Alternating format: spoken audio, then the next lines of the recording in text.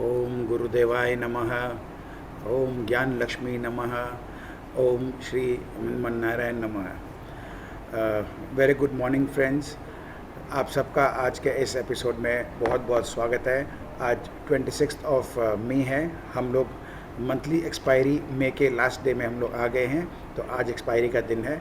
सबसे पहले जो हमारे नए दोस्त जुड़े हैं, मैं उनसे ये बातें शेयर कर देना चाहता हूँ कि हमारे यहाँ पे ये जो प्रोग्राम हमारा है अनलॉक मार्केट सीक्रेट्स का, ये प्योरली एक एजुकेशनल पर्पस प्रोग्राम है।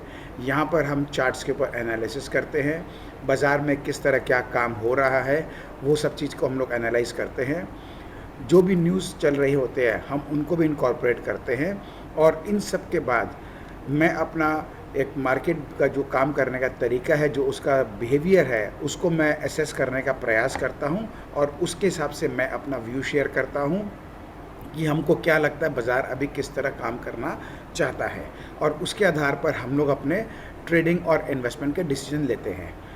ज़्यादातर इस प्रोग्राम में, क्योंकि हम हफ्ते में 2 बार जुड़ते हैं, तो ये ट्रेडर्स के लिए ज़्यादा एप्लीकेबल होता है, क्योंकि ट्रेडर्स को रोज़ के डिटेल्स देखने होते हैं, और इन्वेस्टर्स को तो डेली का इतना चक्कर है नहीं, उनको तो वीकली या मंथली भी एक बार देख लेंगे तो बहुत होता है।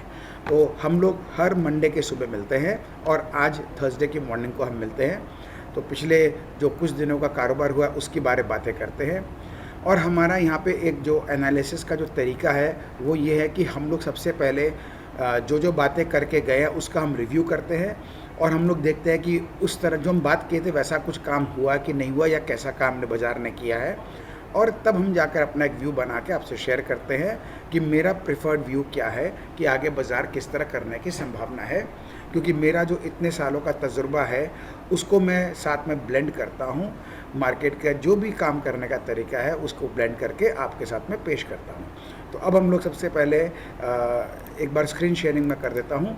ये स्टैंडर्ड डिस्क्लेमर हमारा है, मैं कोई स्टेबलाइजेशन एनालिस्ट नहीं हूँ। हालांकि अब मैं इस प्रोसेस में लग गया हूँ कि रजिस्ट्रेशन के प्रोसेस में मैं चला गया हूँ, तो बहुत ही जल्दी हमारा वो भी आ जाएगा। तो इसमें आपको एक चीज़ का ध्यान रखना है कि हम किसी भी तरह की कुछ भी बातें शेयर करते हैं वो प्योरली केस स्टडी पर्पस के लिए होता है। उसका आप कैसे इस्तेमाल करते हैं ये आप पर निर्भर करता है। मेरा काम है आपके लॉसेस को रेस्ट्रिक्ट करना, क्योंकि बाज़ार में प्रॉफिट और लॉस दो ही बाज़ार का हिस्सा है। तो हमने प्रॉफिट्स को राइड करना है, लॉसेस को रेस्ट्रिक्ट करना है, तो ही हम ओवरऑल नेट हम बेहतरीन गेन में रह सकते हैं। ऐसा बाज़ार में काम का तरीका रहता है। अब ये सारा डिपेंड करेगा कि हमारे व्यूज़ को शेयर करने के बाद आपने उन पर किस तरह क्या एक्शन लिया है, तब जा कर के आप उसमें हमारे उस व्यूज़ के साथ में मैच करके देख सकेंगे कि आप कहाँ स्टैंड करते हो, और हमारे व्यूज़ पे काम करके आपको फ़ायदा हो रहा है कि क्या हो रहा है, आपको तब आइडिया लग जाएगा। ठीक है ना दोस्तों? तो ये हमारी हो गई एकदम स्टैंडर्ड जो बेसिक बातें हैं। आगे बढ़ने से पहले मैं एक बात और शेयर कर लेता हूँ हमारे दोस्तों के साथ में, क्योंकि अभी हम लोग मार्केट बिहेवियर एनालिसिस करेंगे। ये जो हमारा प्रोग्राम है, मैंने आप सबको पहले इन्फॉर्म कर दिया था कि मैं बहुत जल्दी एक बार इसमें ब्रेक लगाने जा रहा हूँ, बहुत शीघ्र ही लग जाएगा, तो वो मैंने ब्रेक लगा दिया है। अभी कोई भी दोस्त मेरे जिसको रिन्यूअल भी करना चाहेंगे तो रिन्यूअल नहीं कर पाएंगे, क्योंकि मैंने अपने साइट के ऊपर से सारे पेमेंट्स के ऑप्शंस को हटवा दिए हैं। तो वहाँ पर आपको चाहे वीकली हो, चाहे मंथली हो, चाहे कोई भी टाइम फ्रेम का हो, चाहे किसी भी प्लान का हो, आप उस पर नहीं कर पाएंगे। तो जो हमारे साथ जुड़ चुके हैं बस वही अब इसमें साथ में जुड़े रहेंगे। मैं कुछ और वर्किंग बना रहा हूँ, ये अच्छी खबर है आपके लिए, क्योंकि साथ में आपके जुड़े रहना उसमें मेरा भी फ़ायदा है, नॉट इन मॉनिटरी टर्म्स, क्योंकि मेरा मानना है कि ज्ञान को बांटने से बढ़ता है। तो मैं एक ऐसा मॉडल तैयार करने का प्रयास कर रहा हूँ जिसमें आपको कुछ भी देना ना पड़े शायद जो है। तो उसके अंदर में हम लोग अपना व्यूज़ को शेयर करेंगे, क्योंकि मेरा जो यूट्यूब का चैनल है वो भी थोड़ा सा अब आगे बढ़ रहा है, तो उसके अंदर में हम कुछ ऐसा तैयारी करेंगे कि आप उसको देखें। तो उसमें आपको कोई भी तरह का खर्च होगा नहीं, और आप आराम से उसको देख पाएंगे, उसका मेरा प्रयास रहेगा। ठीक है दोस्तों? तो अब हम लोग चलते हैं कि हम क्या बात करके गए हैं। सबसे पहले पिछले 2-3 दिनों से मेरे पास काफ़ी फ़ोन कॉल्स आ रहे हैं, सबको घबराहट है, और ये मैं मान सकता हूँ, बस ये तो स्वाभाविक था ही। मेरा सिर्फ मेरे इन दोस्तों से एक ही प्रश्न है, ऐसा बाज़ार में क्या हुआ है जो हम लोग बात करके नहीं गए हैं? आप अपने आप से प्रश्न करके देखिए। हम लोग यहाँ पर जब हफ्ते में 2 बार जुड़ते हैं, मैं आपसे पॉइंट टू पॉइंट डिटेल्स में बात करता हूँ कि मुझे किस तरह से होने की संभावना लग रही है और बाज़ार कैसे कैसे काम करेगा उसकी मैं आपसे शेयर करता हूँ। अब या तो आप उसको ठीक से सुनते नहीं हो, देखते नहीं हो, या आप उसको देख करके उसको मानना नहीं चाहते हो और आप अपना तरीके से जो भी, क्योंकि मेरा ये बहुत स्ट्रॉन्ग बिलीव है, जो भी मेरे दोस्त मेरे साथ जुड़े हुए हैं ना, वो कहीं और चैनल से भी जुड़े हुए हैं, ये एकदम पक्की बात है। तो अब ये उनको देखना होता है कि कौन से व्यूज़ के ऊपर कैसे काम करें, और जो भी व्यूज़ वो देखते सुनते आ रहे हैं उसमें कौन से व्यूज़ के ऊपर में ज़्यादा एक्यूरेसी नज़र आ रही है। इस बाज़ार में जैसा मैं हमेशा कहता हूँ, 95% आदमी पैसा खोता है और 5% कमाता है। ये बाज़ार ज़ीरो सम गेम है। तो ज़ीरो सम गेम में मार्केट को कोई मतलब नहीं है, 5% आदमी 95% का पैसा ले जाता है। एक बात और है, कितना भी बड़ा एनालिस्ट कोई क्यों ना बन जाए और कितना भी उसका हाईएस्ट एक्यूरेसी लेवल क्यों ना हो जाए, लेकिन कभी भी वो 99% से ज़्यादा एक्यूरेट हो नहीं सकेगा, क्योंकि मार्केट का जो है 1% से 5% तो मार्केट का हमेशा रहेगा। और क्योंकि मार्केट सुप्रीम है, इसलिए मार्केट का वो 1% भी भारी पड़ जाता है सबके ऊपर में। तो इसलिए एकदम एग्जैक्ट जिसको बोलते हैं ना 100% एक्यूरेट, ये कभी हो नहीं सकता। बाज़ार का अपना काम करने का तरीका है और वो उसके हिसाब से लास्ट मिनट में कोई भी गुगली फेंक सकता है। इसके लिए हमको तैयार रहना होता है और इसी रीज़न से हम लोग स्टॉप लॉस लगाते हैं और मैं आपसे हमेशा स्टॉप लॉस की वकालत करता हूँ। आपने देखा होगा स्टॉप लॉस का महत्व क्या है, वो आपको इन 6 महीनों में अच्छे से समझ में आ गया होगा। स्टॉप लॉस से मतलब ये है, चाहे वो ट्रेडिंग के स्टॉप लॉस हो, चाहे वो इन्वेस्टमेंट के स्टॉप लॉस हो, चाहे वो आपके छोटे पोजीशंस के स्टॉप लॉस हो, स्टॉप लॉस तो आपको कहीं ना कहीं हर चीज़ में लगाना होता है। डिपेंडिंग करता है कि आपका जो नज़रिया है वो क्या है, मतलब टाइम फ्रेम है, वो आपने छोटा लिया है, बड़ा लिया है, क्या लिया, उस पर निर्भर करता है। मैं आपसे एक बात बराबर शेयर करते आ रहा हूँ जो मेरे इन्वेस्टर दोस्त हैं उनके लिए, कि आपको बिल्कुल घबराने की ज़रूरत नहीं, गलती से भी माल मत काट लीजिएगा। इसका मतलब स्टॉप लॉस आपके लिए नहीं है, क्योंकि मेरा ये मानना है कि जो अपने आप को इन्वेस्टर बोलते हैं वो इन्वेस्टर कोई 1-2 साल के लिए या 1-2 महीने के लिए नहीं है। उनका नज़रिया, जब आप म्यूचुअल फंड में लगाते हो पैसे, आप 5 साल, 10 साल, 15 साल की आप कहानी करते हैं। तो आप जब खुद डायरेक्ट अपना जब स्टॉक में इन्वेस्टमेंट करते हैं तो आपका नज़रिया क्या नहीं होना चाहिए 5-10 साल का? आपको इस तरह की वोलेटिलिटी से क्या मतलब है, मुझे बताइए। तो इसीलिए मैं आपसे कहता हूं कि यदि आप इन्वेस्टर हैं तो आपको बिल्कुल भी घबराने की ज़रूरत नहीं है, क्योंकि आपने पैसे दे करके माल उठाया है। यदि बाज़ार में भाव गिर जाता है, जैसे अभी जो हम देख रहे हैं, उससे क्या फ़र्क पड़ गया? आपको सिर्फ बुक में दिखाई दे रहा है कि आपका पोर्टफोलियो रेड है। जब आपने अपना पोर्टफोलियो को 2 साल इतना ग्रीन में देखा था और आपका पोर्टफोलियो जो इन्वेस्टमेंट अमाउंट है उसको आपने 5 गुना, 6 गुना, 7 गुना होते हुए देखा था, तो क्या आप इसके अंदर में 20, 25, 30% का आप इसमें करेक्शन नहीं देख सकते रेड कैंडल का? ये गलत अप्रोच है मेरे दोस्त। I am really sorry to say, यदि आप इस सोच में रहते हैं और हमारे साथ जुड़ के भी आप इसी सोच में यदि अभी तक है, तो मैं आपको फिर से रिमाइंडर दे दूँ, आप बहुत गलत सोच में जा रहे हैं। जब आप खुद का SIP करते हो, SIP मतलब डायरेक्ट इक्विटी में इन्वेस्ट करते हैं, और आप खुद का यदि आप अपना लॉन्ग टर्म इन्वेस्टमेंट का पोर्टफोलियो बनाते हैं, तो आपको नज़रिया अपना म्यूचुअल फंड की तरह ही करना पड़ेगा, करना चाहिए, जिसमें आपको कोई चीज़ को झांकने की ज़रूरत नहीं। आपको सिर्फ इतना देखना है कि मैंने जिन जिन कंपनी या सेक्टर में इन्वेस्ट किया है वो सेक्टर में कोई खराबी तो नहीं आ गई है, उसकी स्टोरी तो इंटैक्ट है ना। जब तक हमारे उस सेक्टर में, उस स्टॉक में, उस कंपनी में उसकी स्टोरी इंटैक्ट है, तब तक हमको कोई चिंता की बात नहीं है। मार्केट के स्टॉक प्राइसेस जो है ये उतार चढ़ाव लगे रहेंगे, कभी भी नाक के सीध में काम नहीं होता है। मैं अपने हर वीडियो में कहता हूँ, उतार चढ़ाव चलता रहेगा, कभी ऊपर बढ़ेगा, कभी नीचे गिरेगा। तो हम जब लंबा नज़रिया देखते हैं, म्यूचुअल फंड वाले खुल के बात करते हैं। आज मैं टीवी देख रहा था सुबह 6:30-7 बजे के बीच का, तो हमारे को बिजनेस चैनल के ऊपर में म्यूचुअल फंड के ऊपर आ रहा था, तो उन्होंने बहुत क्लियरली अपना एक व्यू दिया था कि म्यूचुअल फंड में आप जब लंबे समय का निवेश करते हैं, 15-20 साल का नज़रिया रख करके, तो 12% से ऊपर का आपको रिटर्न्स की अपेक्षा करना गलत है और वो आएगा भी नहीं, ऐसा उन्होंने बहुत स्ट्रॉन्ग बिलीफ से कहा है। और आप सब ने देखा भी है। दूसरा, उन्होंने कहा कि 12% का ग्रोथ यदि मिलता है तो कंपाउंडिंग इफेक्ट उसका इतना बेहतरीन शानदार है जो आपका टोटल पोर्टफोलियो को बहुत मैसिव साइज़ का बना देता है। जब हम इन सब चीज़ों को ध्यान में रख के म्यूचुअल फंड में जब काम करते हैं तो हम अपने स्टॉक्स का जो पोर्टफोलियो बनाते हैं उसमें हम क्यों अपने आप को भटका देते हैं। आज मेरे साथ जुड़े हुए जितने भी दोस्त हैं जिन्होंने 2020 का, मैं मार्च अप्रैल मई की बात नहीं कर रहा हूँ, जिन्होंने 2020 में दिवाली के टाइम से भी इन्वेस्ट करना शुरू किया है, वो अपना पोर्टफोलियो को झांक करके देख ले। उनका पोर्टफोलियो आज भी उनको 80% से 120% के अपसाइड मूवमेंट में मिलेगा, इससे नीचे नहीं मिलेगा। और मैं उनकी बात कर रहा हूँ जिन स्टॉक्स की हम लोग कवरेज करते आते थे और जिनमें आपने कोई भी क्वालिटी स्टॉक आप खुद भी उठा रखे हैं।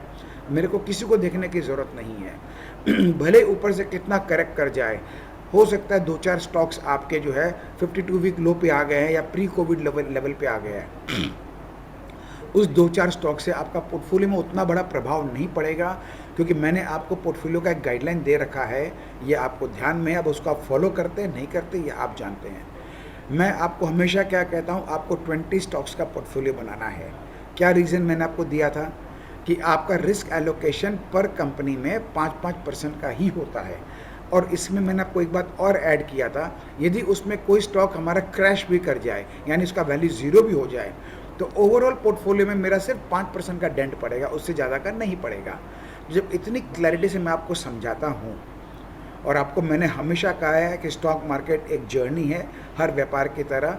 इस जर्नी को हमको तय करना है, हम साथ जिएंगे, साथ सफ़र को तय करेंगे, उतार चढ़ाव इसका हिस्सा रहेगा। हम आपको प्रॉपर गाइडेंस देते जाएंगे जिससे आप अपनी इस जर्नी को स्मूथ कर सकें और बेटर प्रॉफिटेबिलिटी के साथ कर सकें। आज मैंने इतना समय लिया है स्पेशली हमारे इन्वेस्टर फ्रेंड्स के लिए क्योंकि उनके मन में ये सवाल उठ चुका है कि ये तो बड़ा प्रेम से बोला था कि इन्वेस्टर को तो झांक के भी देखना नहीं चाहिए और मेरा पोर्टफोलियो 30% डाउन हो गया है।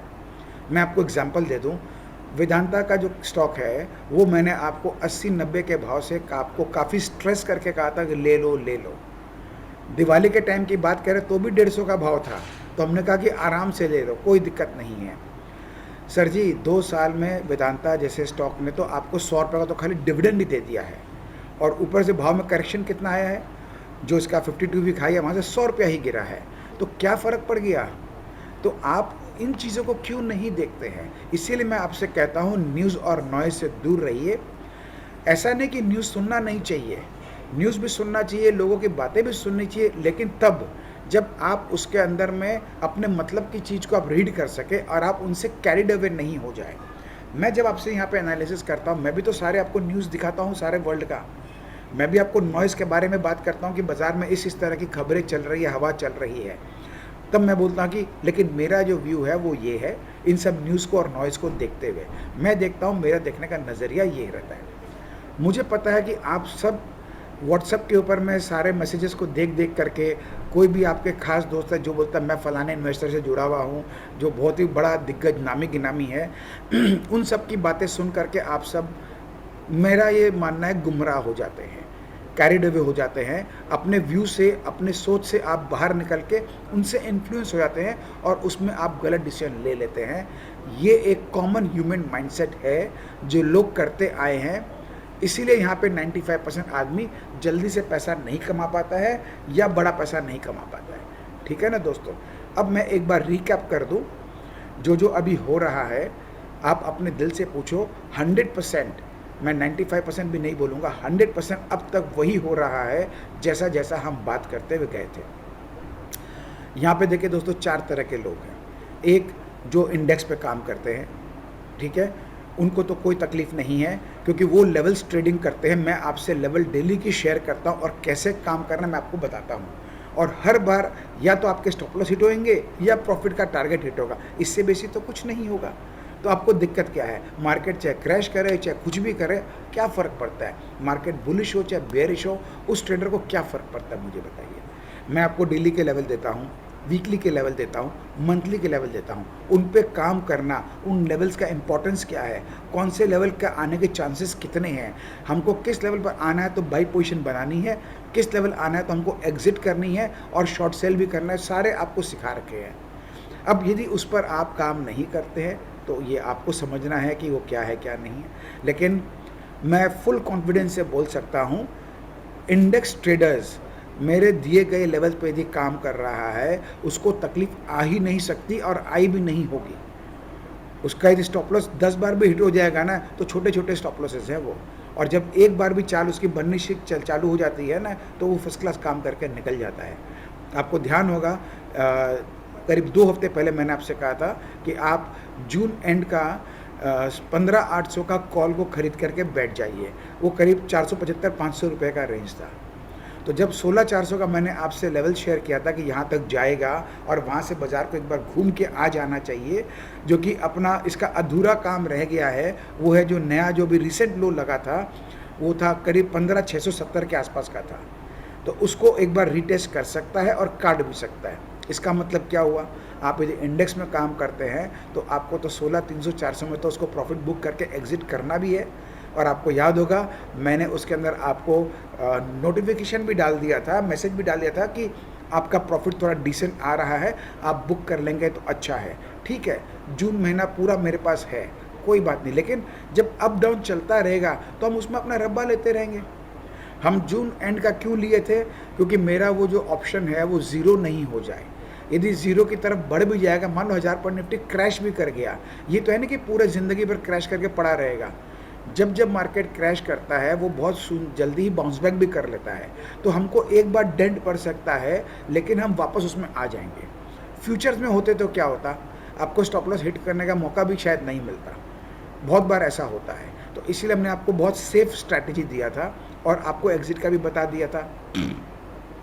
अब उस पोजीशन में आपकी चॉइस होती है प्रॉफिट बुक करना, आपकी चॉइस होती है कि हम 16,300-400 का पुट ऑप्शन भी खरीद लें, आप कर सकते हो। और आपको इतने ख़राब मौसम में जब चारों तरफ में आंधी तूफान चल रही है, एक चीज़ बताओ, मैंने आपसे क्या कह रखा है, अब मैं दूसरे वाले केस की बात कर रहा हूँ, जिन लोगों को फ्यूचर्स में ऑप्शंस में काम करते हैं, ट्रेडिंग करते हैं।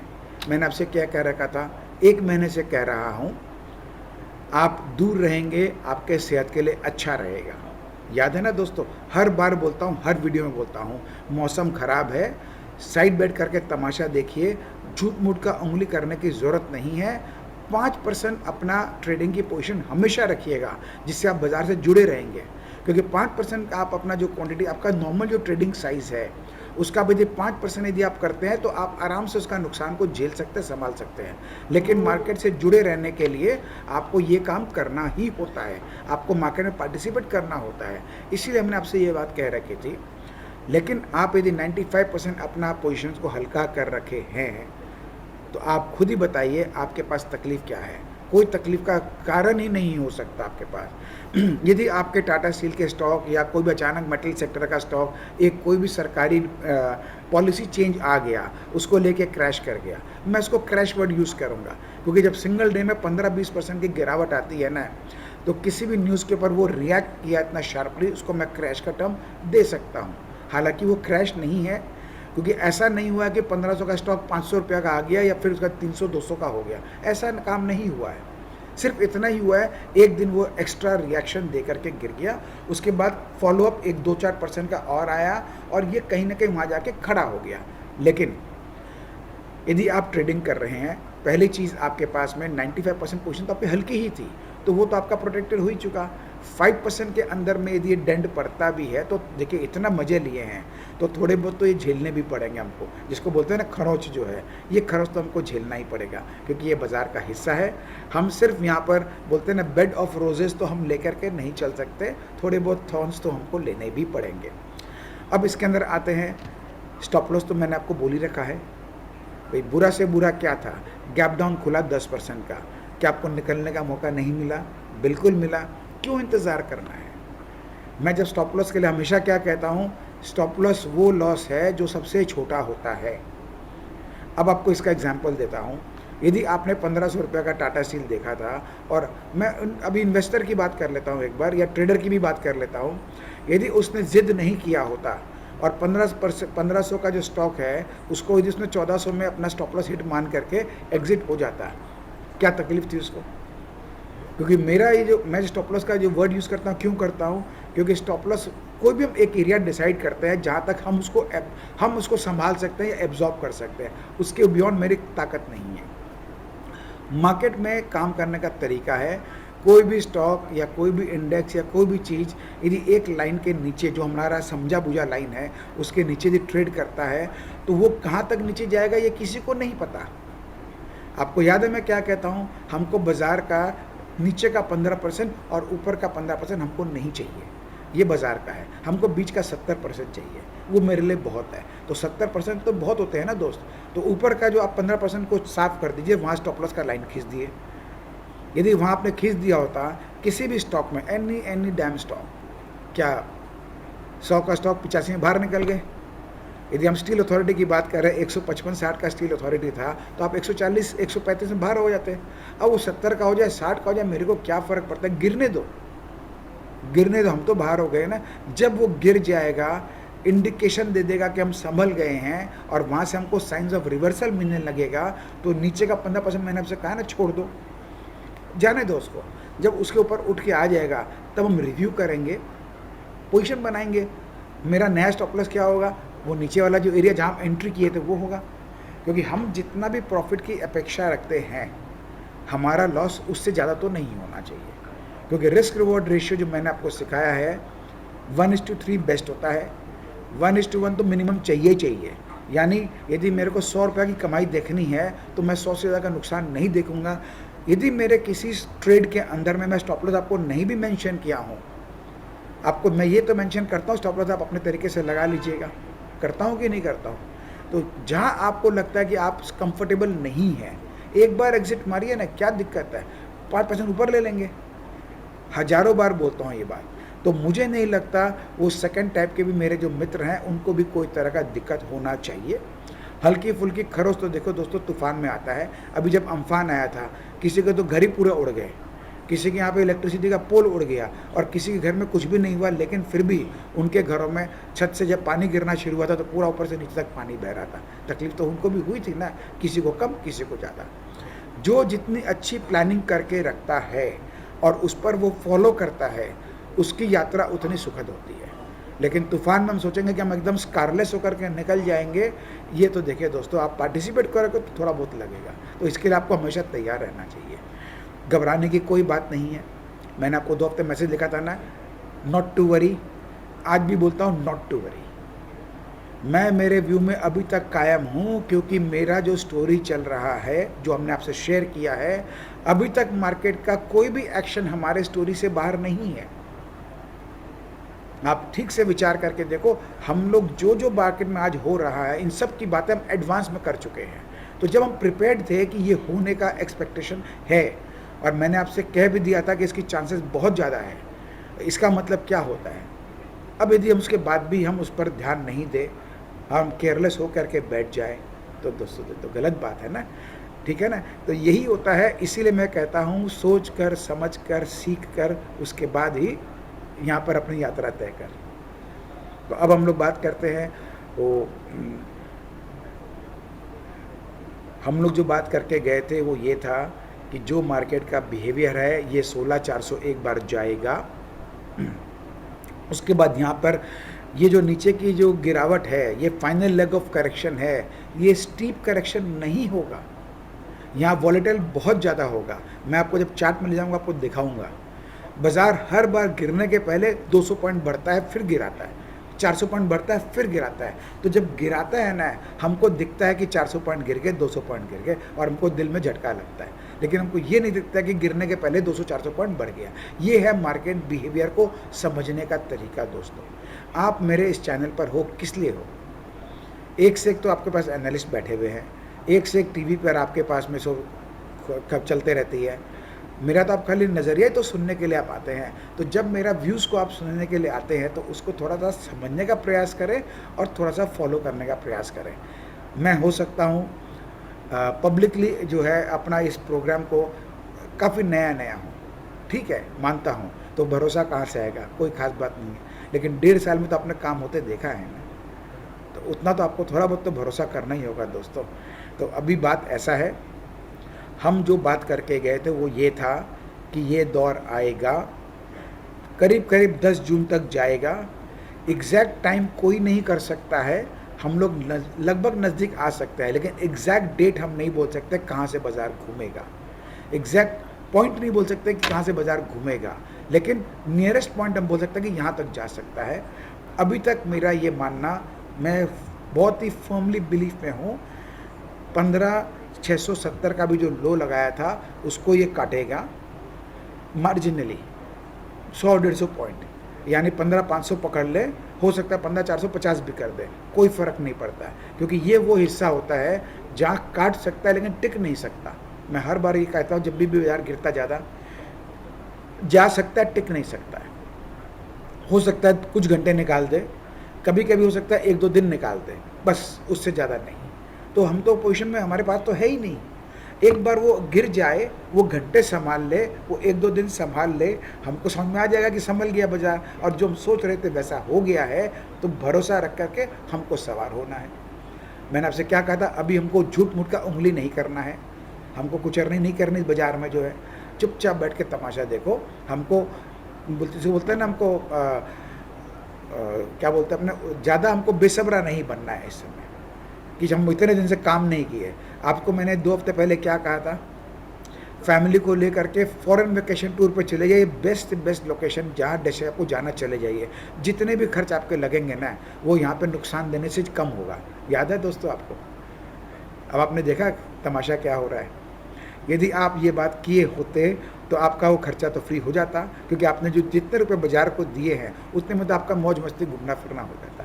तब तक ये यहाँ का मौसम भी ठीक हो जाता है जब आप आते, और ठंडे माइंड से आप वापस से अपना काम कर सकते। जितने भी अड़ंगा होना है ना, वो हो आके निकल चुका होता। कोविड का टाइम याद है तो कितना गंदा माहौल था, किसी की हिम्मत थी लेने की। उनको 6 महीना लग गया था कम से कम समझने के लिए, संभलने के लिए कि बाज़ार अपने ऊपर की यात्रा शुरू कर चुका है। इसलिए मैंने आज आपको रेफरेंस पॉइंट गिनाया था दिवाली 2020 के आसपास से। मैंने आपको मार्च अप्रैल से नहीं गिनाया था दोस्तों, क्योंकि मार्च अप्रैल से यदि मैं बोल रहा था तो क्या हो गया, लेने वाला भी तो होना चाहिए था। हमको पता है 5% लोग ही है जो रिएक्ट किए होंगे, उस पर एक्शन लिए होंगे, और किए भी होंगे तो 10% से ज़्यादा कैपिटल का नहीं किए होंगे, ये भी कंफर्म बात है। उन्होंने अच्छा साइजिंग बनाना शुरू किया था दिवाली 2020 से। आपको अब एक बात याद दिला दूँ, ये बात है अगस्त 2021 की अप्रॉक्सीमेटली। मैंने आपसे क्या कहा था, बाज़ार हेविली ओवरबॉट हो चुका है। उस समय 17,800 निफ्टी का लेवल था। मैंने कहा था अब इसका टाइम आ गया है, किस दिन घूमेगा मुझे नहीं पता, लेकिन इसको करेक्शन में जाना है जो कम से कम 4 से 6 महीना लेगा, और हो सकता है समय ज़्यादा, ये टाइम प्राइस वाइज ज़्यादा ना करें। उससे मेरा मानना तो 10% करेक्शन होगा, क्योंकि जब भी कोई काम होता है ना, हम तो रोज़ में जी रहे हैं, हम देखते हैं उसका बिहेवियर को, तब हम समझ पाते हैं कि वो 10 हुआ कि 15 हुआ कि 20 हुआ। हम इंस्टेंट नहीं बोल सकते कभी भी इतना ये हो जाएगा और उतना वो होगा। हम जब नीचे के लेवल से ऊपर भी जा रहे थे, आपको याद होगा, मैं आपको रैंडम निफ्टी का लेवल नहीं दे रहा था, अब तो हम सीधा वहाँ तक पहुँच जाएंगे 18,000 तक। हम लोग तो नीचे में 9,000, 10,000, 12,000 ऐसे चढ़ के हम लोग ऊपर गए थे। तब हम आए थे 17,800 के लेवल पर। 17,800 के लेवल पर जब हमने आपसे ये बात कही थी कि इसका टाइम आ गया, इसको किसी भी दिन घूमना है और शायद यहीं से पलट जाएगा, इसकी संभावना पूरी है, लेकिन उसके बाद भी बाज़ार ने क्या किया था, एक डिप मार के ऊपर घुमा दिया था और 18,600 तक ले गया था। यानी हमारे उस डिस्कशन किए हुए लेवल से 800 पॉइंट आगे चला गया था। पिछला वीडियो में मैंने आपसे क्या कहा, अब मेरे को लेवल का फ़र्क नहीं पड़ता है, याद है ना? मैंने कहा था इसका काम मोटा मोटी हो गया है नीचे का। अब ये उस प्रोसेस में आ गया है कि नीचे का बॉटमिंग आउट करेगा, उसमें अब समय कितने लगने वो मेरे को देखना है। पहले मेरा मानना था कि मई एंड से ज़्यादा उसको लेना नहीं चाहिए, लेकिन कभी कभी थोड़ा ज़्यादा घसीट लेता है, तो अब हमने इसको करीब 10 जून का आसपास का टाइम को रख दिया है। 10 जून का मतलब करीब 2 हफ्ते का टाइम यहाँ से रह गया। अब यदि बाज़ार इस टाइम में नहीं संभलेगा तो एक बात तो पक्का है, फिर ये खराब माटी ज़्यादा करेगा। हमारा ये पूरा साल जो हम बात करके गए थे कि 2021 से बेटर जाएगा, बेटर फिर नहीं जा पाएगा, फिर ये परेशान करेगा, 4 महीना और घसीटेगा, वॉलेटाइल करता रहेगा। मतलब इसको रेंज में रहना है, जाना कहीं नहीं है। हो सकता है 1000-2000 पॉइंट नीचे भी गिरा दे, क्योंकि यदि 15,500 नहीं टिका पाया किसी कारण से, और साथ में 10-12 जून के आसपास का टाइम को उसने नहीं संभाल पाया, उसके बियॉन्ड स्ट्रेच कर दिया, फिर तो मान के चलो समय से भी घसीटेगा, भाव से भी घसीटेगा, दोनों काम होगा। मैं यहाँ बेतुका बातें करना नहीं चाहता हूँ, ना कभी करता हूँ, ना मेरा कोई इंटरेस्ट है कि मैं चुपचाप बोल दूँ कि 14,000 आ जाएगा, 12,000 आ जाएगा, आ गया तो मैं नाचने लग जाऊँगा कि देखो मेरा लेवल आ गया। मैं 21,000 बोल देता हूँ, मैं खुश हो जाऊँगा, देखो मेरा लेवल आ गया। 21,000 का लेवल आपको मैंने बता रखा है कि आने की पूरी संभावना है, कंडीशन अप्लाई ऊपर का काम शुरू हो जाए तो।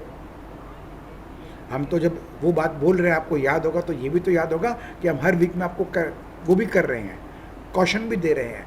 तो ये सब तो तब होगा जब हम एक एक पड़ाव पार करेंगे, ठीक है ना दोस्तों।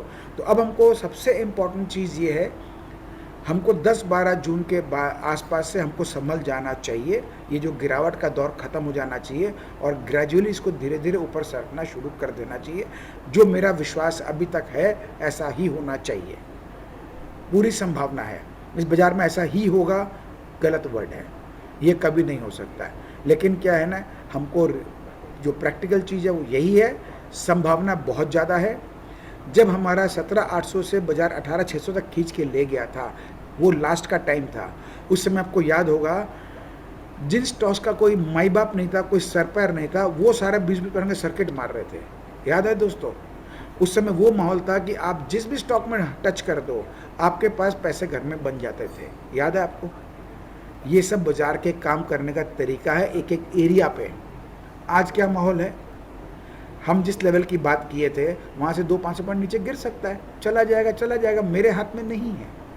आज क्या माहौल है, आप यदि कोई भी बोलते हैं ना, एक बच्चा भी बोलते हैं ना कि स्टॉक को बेच दो, आप बेच के दिखा दो, आपको पैसा घर में आ जाएगा, चाहे 2% ही आ जाएगा आपको। और आप कोई भी स्टॉक को आप ले लीजिए, चाहे कितना ही स्ट्रॉन्ग स्टॉक क्यों ना हो। जिस तरह से मैं कचरा स्टॉक जो है वो 20% सर्किट मार रहा था, जिसका कोई सर पैर नहीं था, उसी तरह अभी वो माहौल है जो फंडामेंटली सुपर स्ट्रॉन्ग कंपनी, मैं नाम रेफरेंस के लिए ले लेता हूँ, टाटा स्टील, बेहतरीन से बेहतरीन रिजल्ट है। एक पॉलिसी अनाउंसमेंट आगे जो डैम्पनर है, प्राइस अर्निंग रेशियो की भी बात करें तो खाली 3 के पी मल्टीपल पर मिल रहा है। यदि मेटल स्टॉक की बात करें as a industry, as a sector, जिसके अंदर में एवरेज कम से कम 5-6 का तो पी मिलता ही है, वहाँ आपको 3 का पी में मिल रहा है। क्या गड़बड़ी होगा इसमें अचानक? लेकिन जब बाजार गिरते हैं ना, तो ऐसा ही होता है, जो फंडामेंटली स्ट्रॉन्ग स्टॉक्स भी होते हैं ना, वो भी गिरते हैं, जिसके पीछे कोई लॉजिक नहीं होता, कोई रीज़न नहीं होता, लेकिन इन्वेस्टर को तो खुश होना होता है, वो तो ऐसे ही मौके के लिए तरस रहे होते हैं। लेकिन मैंने आपको क्या कहा, बॉटम फिशिंग नहीं करना है, गिर रहा है गिरने दो, कहाँ तक गिरेगा मुझे नहीं पता। ये टाटा स्टील आपको तो 2020 में 300 के भाव में मिल रहा था ना, 250-300 में था ना, तो जा रहा जाने दो, कहीं ना कहीं तो सेटल डाउन करेगा। इसका जो प्रीवियस ऑल टाइम हाई था, मैं अभी तक देखिए, मैं कुछ रिकमेंडेशन नहीं दे रहा हूँ, मैं एक डिस्क्लेमर कर दूँ, सिर्फ एक केस स्टडी पर्पज समझा रहा हूँ।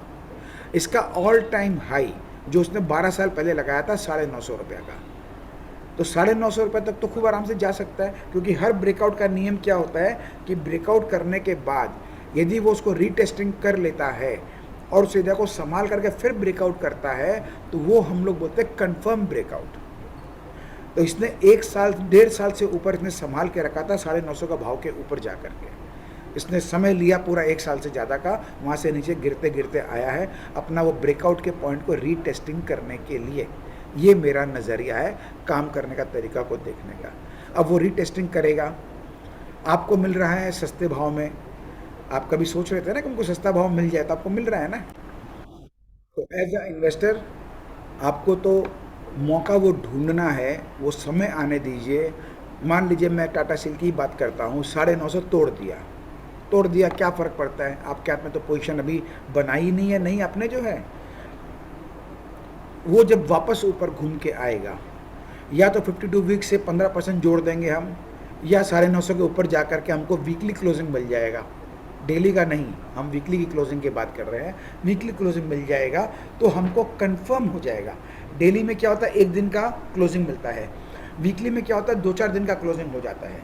तो हमको वीकली क्लोजिंग जब हमको मिलता है उस लेवल के ऊपर जो ब्रेकआउट पॉइंट है, तब हम जब बाई करेंगे ना, उस समय जो चाल मिलेगी ना दोस्तों, मज़ा आ जाएगा। मैं आपको बताया तो बहुत मज़ा आ जाएगा। तो ये है, आपको ध्यान रखना है, चुपचाप बैठ करके तमाशा देखिए, जो हो रहा है होने दीजिए, कोई फ़र्क नहीं पड़ता अपने को।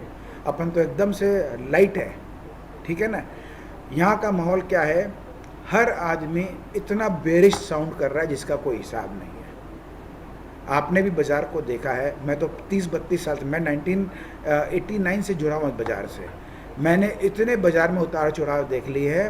बाज़ार तो अल्टीमेटली ऊपर ही चलता है, लोग चले जाते हैं यहाँ से और नए सेट ऑफ पीपल आ जाते हैं। अभी भी कोई एक्सेप्शन तो है नहीं, यही होगा। जो नए नए लोग आए थे उनका इतना कॉन्फिडेंस टूट जाएगा कि एक बार तो साइड हट के बैठ जाएंगे। उनको भरोसा आएगा 18,000 के 19,000 के बाद ही आएगा, 18,000 पे भी भरोसा नहीं आने वाला है। जब तक निफ्टी 19,000 के बाहर नहीं चला जाएगा तब तक नया इन्वेस्टमेंट करने का आम जनता को सोच में भी नहीं आएगा। अभी जब 18,480 16,400 आया था पिछले हफ्ते, मैंने बाज़ार में क्या मूड माहौल देखा था। हर आदमी ये बात चिल्लाने लग गया था, करेक्शन कंप्लीट हो गया, बॉटम बन गया, बाज़ार ऊपर चलने लग गया।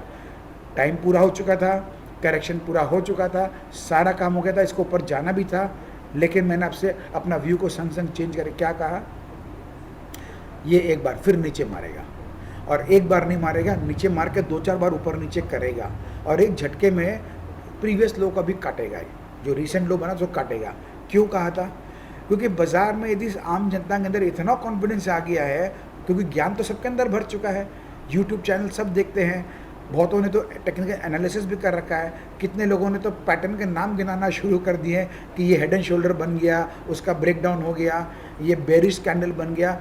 जो जिसको जो आता है टेक्निकल वर्ड, सब एक एक चीज़ चार्ट निकाल के भेज रहे हैं। एक चीज़ बताओ दोस्तों, आप जो मुझसे शेयर कर रहे हो, क्या मैं नहीं देख रहा हूँ? मैं भी तो देख रहा हूँ चार्ट्स को, पूरा वर्ल्ड देख रहा है चार्ट्स को। चार्ट जो हमारे स्क्रीन पर दिखता है ना, वो खाली मैं और आप अकेले नहीं देखते। मैं कितनी बार आपसे कह चुका हूँ, ये वो चीज़ है जो सबके पास है। जैसे कि हम स्कूल में जब थे तो सेम ही क्लास में थे, सबके पास किताबें भी सेम थी, टीचर भी हमारा सेम था, क्वेश्चन पेपर भी सब सेम थे। फिर ऐसा क्यों था कि एक को 95% मिला और दूसरे को 35% मिला, तीसरे को 50-60% मिला?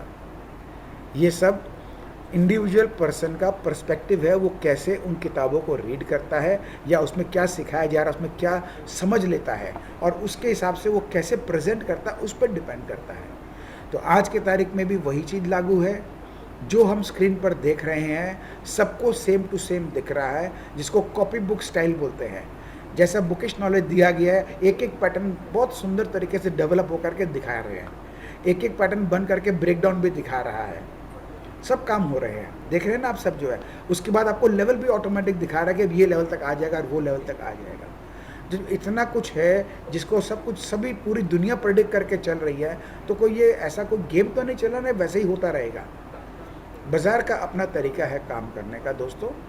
एक बात तो मान लीजिए, मार्केट हेवीली ओवरसोल्ड है, एफआईआई लोग एकदम लाइट है, डोमेस्टिक हमारे इंस्टीट्यूशन बराबर बाइंग कर रहे हैं, हमारे इंडस्ट्रियलिस्ट लोग बराबर नया इन्वेस्टमेंट लार्ज साइज़ का करते जा रहे हैं। अभी आपने कल का भी न्यूज़ सुना होगा, तो हमारे अनिल अग्रवाल जी, वेदांता वाले भाई साहब, सरकार अपनी अभी हिंदुस्तान जिंक को भी डिसइन्वेस्टमेंट करने जा रही है, और इनका भी बहुत बड़ा प्लान है, और फर्दर अपने इन्वेस्टमेंट करके कंपनीज को लेने का जो है, पार्टिसिपेट करने का, उसके अंदर बाई खरीदने का जो है। ये सारे बेवकूफ़ है क्या? आप सोच के देखिए, सारे बेवकूफ़ है क्या? यही वो अनिल अग्रवाल जी है जिन्होंने अपना स्टॉक 85-90 रुपीज़ में आपसे बाईबैक के लिए मांगा था, फिर 150 में मांगा था, फिर 200 में मांगा था, पता नहीं क्या क्या, सबको लग रहा था कि दे दो दे दो दे दो। अरे भाई साहब, जब कंपनी का मालिक खुद अपना कंपनी में इन्वेस्टमेंट करना चाह रहा है तो कुछ तो बात होगा। यदि उसको लगता है उस कंपनी में कुछ नहीं है, वो तो माल बेच के निकलना शुरू करेगा, क्यों वो अपना स्टेक को बढ़ाएगा, क्यों पब्लिक के सारे शेयर्स को वापस खरीदेगा? आपने देख लिया रिजल्ट, 100% तक का, तो 100 रुपये तक का डिविडेंड मिल गया आपको जो है 2 साल में। तो क्या है ना, इसको होते हैं ना, बहुत ज़्यादा फियर में नहीं जीना चाहिए। जैसे मैं बोलता हूँ बहुत ज़्यादा ग्रीड नहीं करना चाहिए, वैसे बहुत ज़्यादा फियर में नहीं जीना चाहिए। फियर से आपको हटाने के लिए ही मैंने आपको पोजीशंस को लाइट रखने के लिए कहा था। अब हर चीज़ के अंदर मैं जितनी मेरे को सूझबूझ है मैं समझाने का प्रयास करता हूँ, लेकिन उसके बाद भी कुछ छूट जाता है। नहीं चाहते हुए मेरे वीडियोस लंबे बन जाते हैं, लेकिन क्या करूं, इतना कुछ बोलने के बाद भी लोग नहीं समझना चाहते हैं। मैं 2 लाइन में बोल दूंगा तो क्या होता है, वो इन बिटवीन द लाइन कुछ और रीड कर लेते हैं।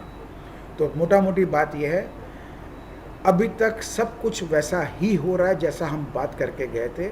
ये जो खराब माहौल बना हुआ है, जो पूरा एटमॉस्फेयर क्रिएट हो गया है, इतना ग्लूमी का, जैसे सब कुछ बर्बाद हो गया, तबाह हो गया, मैंने आपसे क्या कहा था, ऐसा ही होगा। वो हो रहा है और वो हो चुका है। वो समय एग्जैक्टली हम उसी में जी रहे हैं। इसका मतलब जब सब कुछ वैसा हो रहा है और हो चुका है, तो मार्केट भी कहीं ना कहीं इसको जो है अब स्टेबलाइज करना चाहिए, अनलेस अनटिल मार्केट को कुछ वो चीज़ पता है जो हमको नहीं पता। अभी भी तो यूक्रेन रशिया का जो झंझट चल रहा है ख़त्म नहीं हुआ ना। अब मान लीजिए, गंदी बातें बोल देता हूँ, शायद पब्लिकली बोलना नहीं चाहिए।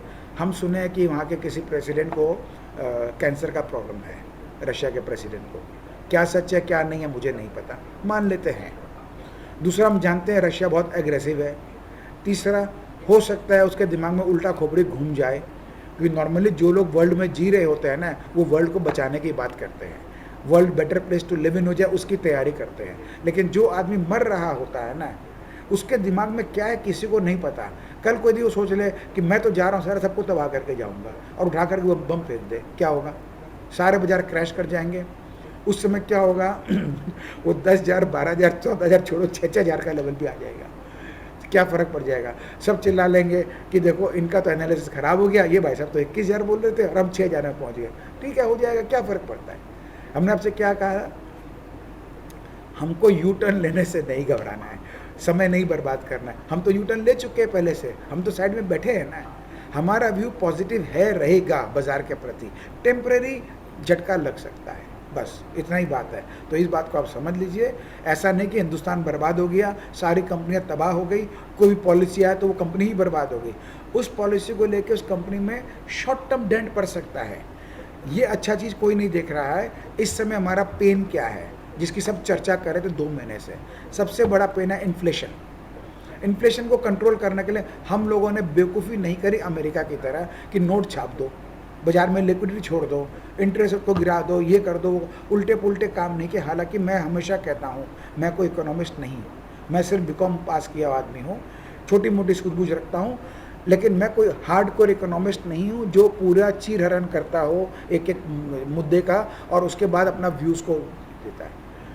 तो अब ये जो भी मैक्रो चेंजेस हुआ है, हमको देखना है ये परमानेंट है कि टेम्परेरी है। ये टेम्परेरी है मेरे हिसाब से। इन्फ्लेशन कंट्रोल में आ जाएगा, जो आज की डिमांड है कंट्रोल में आ जाएगा। 1-2 क्वार्टर के बाद वापस ये लोग ठीक कर देंगे। ऐसा नहीं है कि ये पॉलिसी वो है कि जो हमारा कंटिन्यूस रहने वाला 2, 5, 10 साल के लिए। इस तरह का कोई अनाउंसमेंट नहीं है ये मेरा बिलीफ है, जो मेरी सूझबूझ बोलते हैं वो ये है। और इस फ्रंट में मैं हमेशा बोलता हूँ कि करंट गवर्नमेंट जो पॉलिसीज अनाउंसमेंट कर रही है वो बहुत प्रैक्टिकल है। इसमें बहुत से लोग, मेरे दोस्त लोग सहमत नहीं हैं, कोई बात नहीं दोस्तों, मैं तो यहाँ पे कोई ट्रॉफी जीतने तो नहीं आया हूँ। मेरे को जो अपनी पर्सनल सूझबूझ है वो मैं शेयर करता हूँ। गलत होने का सबके लिए पूरा चांस है, मेरा भी आपका भी। तो हम लोग को तो कोई ना कोई व्यू कायम करना होता है। इस समय जो काम किया जा रहा है बहुत बेहतरीन है। इसका रिजल्ट क्या है कि पूरा वर्ल्ड अब मोदी जी के स्टेप को फॉलो करना शुरू कर दिया है। कितनी अच्छी बात है, सबको दिख रहा है। आज के दिन हमारी सबसे बड़ी पेन है इन्फ्लेशन, इसको कंट्रोल करना है। अब इसको कंट्रोल करने के लिए कमोडिटी प्राइसेस को कूल डाउन करना है। इन्होंने फ्यूल के दाम भी गिरा दिए, इन्होंने स्टील के इंपोर्ट के ऊपर में कुछ रिस्ट्रिक्शन लगाए। ऐसा नहीं तो सॉरी एक्सपोर्ट में ऐसा तो है नहीं, इन्होंने एक्सपोर्ट करना मना कर दिया है। इन्होंने कुछ रिस्ट्रिक्शन लगाया है जिससे कि हमारे यहाँ पे अननेसेसरी बहुत ज़्यादा प्राइस हाइक न हो जाए और तकलीफें बढ़ नहीं जाए। ऐसा काम किया, क्या खराबी है? कोई खराबी नहीं है। 1-2 क्वार्टर के रिजल्ट कुछ थोड़े ठंडे पड़ भी जाएंगे, क्या फ़र्क पड़ गया? ये तो हर बिजनेस के साइकिल में है। आपका भी कोई भी खुद का भी कारोबार है, क्या ज़िंदगी भर स्टेबल चलता है? उसका जो ग्रोथ का ट्रेजेक्टरी भी है, क्या उसका ट्रैक रिकॉर्ड एकदम नॉन स्टॉप स्मूथ चलता है? ऐसा कभी नहीं होता है। एक इंडिविजुअल ईयर की भी बात कर लो ना, तो 12 महीने आपके एक समान नहीं रहते हैं। उतार चढ़ाव हमारे यहाँ भी रहता है। हमारे हर बिजनेस में सीजनल है कि कोई सीज़न मंदा रहेगा, कोई सीज़न तेज़ी रहेगा। तो हमको तो सबको लेके चलना होता है। यही हिस्सा इस बाज़ार का भी है, इसको आपको समझने का कोशिश करना चाहिए। मैं जब एक वीडियो रिकॉर्ड करके रखा हूँ, Y stock market is best business in the world, उसका रीज़न है हम लोग कभी भी उसको बिजनेस के नज़रिए से देखते ही नहीं हैं।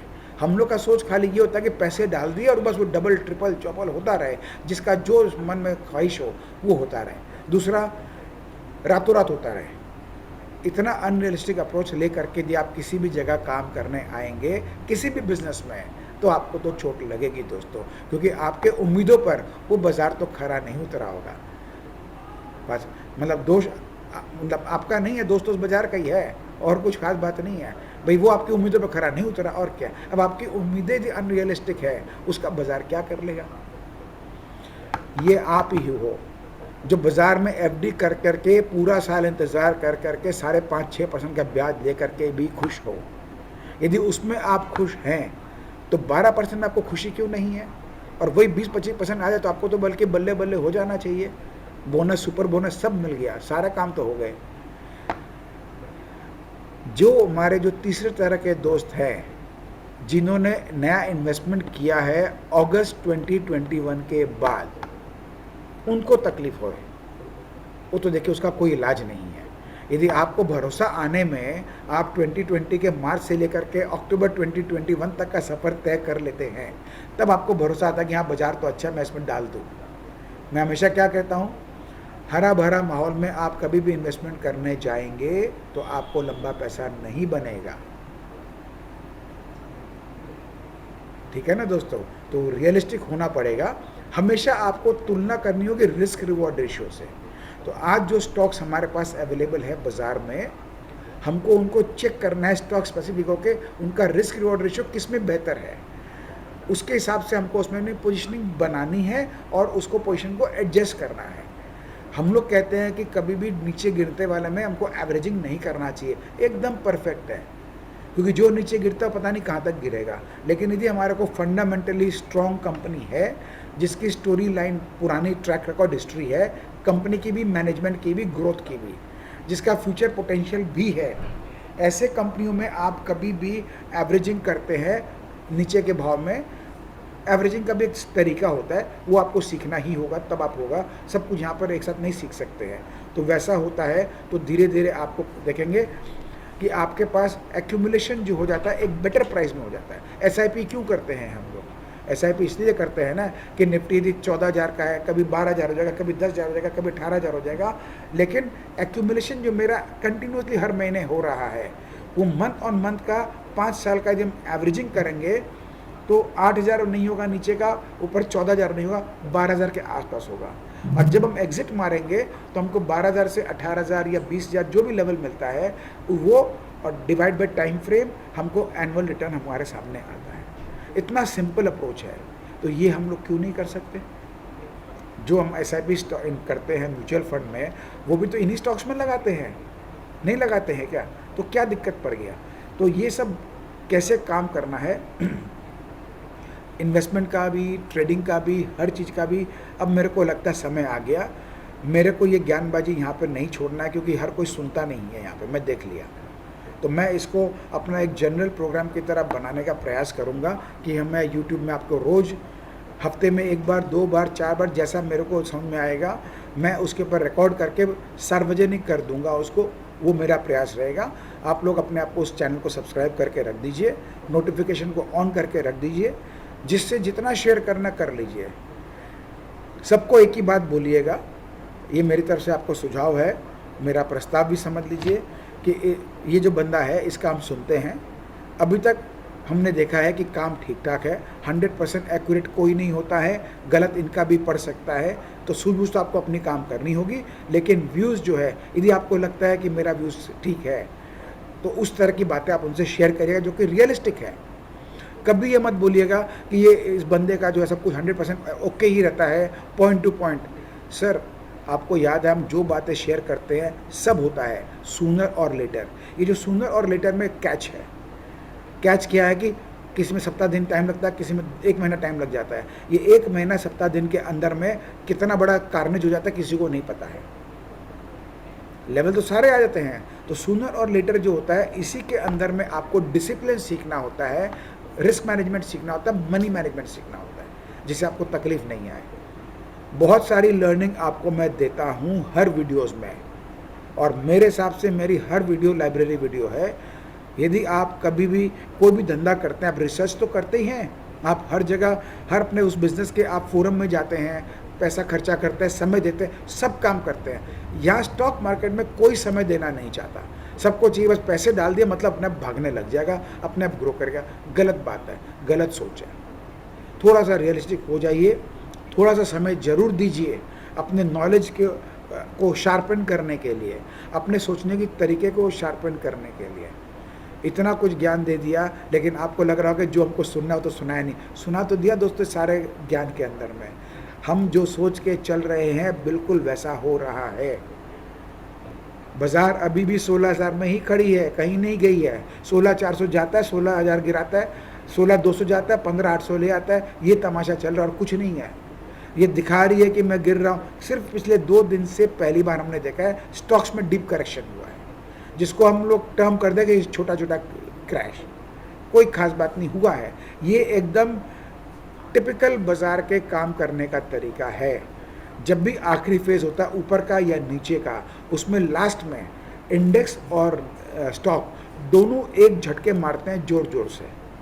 अभी तो इसको घसीट रहा था, वो घसीट रहा था। कंसोलिडेशन जिसको बोलते हैं, ये वो फेज था, वो चल रहा था।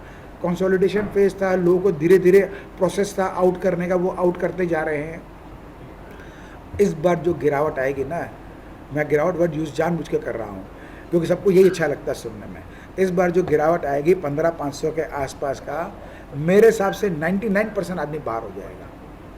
कल ही मेरे एक दोस्त ने कहा, दोस्त का मेरा खास रिश्तेदार है, मेरा भाई है, उसने मेरे से पूछा कि क्या करें जिया जी, बहुत ही बुरा हाल है पोर्टफोलियो का, निकल जाए क्या। मैंने कहा जी घबरा रहा तो निकल जाओ, लेकिन कंडीशन एक ही है, ये सोच के रखना मेरे पास मेरा माल रखा हुआ है, 10% नीचे भी आएगा तो मैं उठा लूँगा। मेरे को बाजार कितना ख़राब है नहीं देखना है, मेरे को सोचना है कि मेरी कॉस्टिंग 10% से नीचा हो गई है। तो गिरने को 10% गिर सकता है, हो सकता है यहीं से घूम जाए, किसको पता। हम उस पॉइंट पर हैं, आज ही बाजार यू टर्न मार ले, किसको पता। कोई ज़रूरी नहीं कि 15,500 आ जाए, ये मेरा मानना है। मैं चाहता भी हूँ, मैंने आपसे पिछला वीडियो में कहा था कि एक बार आ जाए।